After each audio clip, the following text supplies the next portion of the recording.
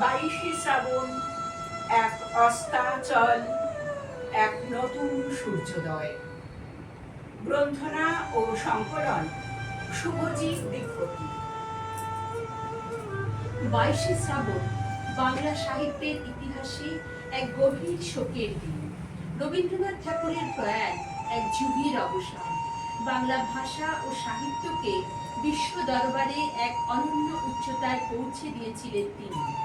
শুধু কবি নয়, ছিলেন একাধারে গীতিকার, সুরকার, নাট্যকার, ঔপন্যাসিক, গল্পকার, প্রাবন্ধিক ও চিত্রশিল্পী এবং শিক্ষাবিদ। তার হাতে বাংলা সাহিত্য লাভ করেছিল নতুন জীবন, নতুন দিগন্ত। 22শে শ্রাবণ তাই শুধু একটি তারিখ নয়, একটি অপার শূন্যতার এক অবিস্মরণীয় স্মৃতির দিন।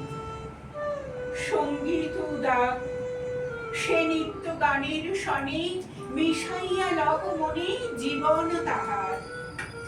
দেখো তারে বর্ণে বর্ণে, প্রভাত সহস্র বর্ণে, নক্ষত্র পুলকে।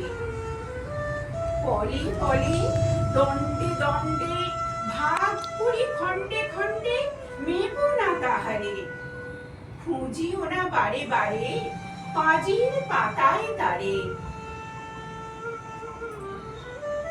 বাংলা ক্যালেন্ডারের পাতায় এই তারিখটি এলে এক নিবিড় বিষাদ আর শ্রদ্ধার অনুভব ধীরে ধরে বাঙালির মধ্যে।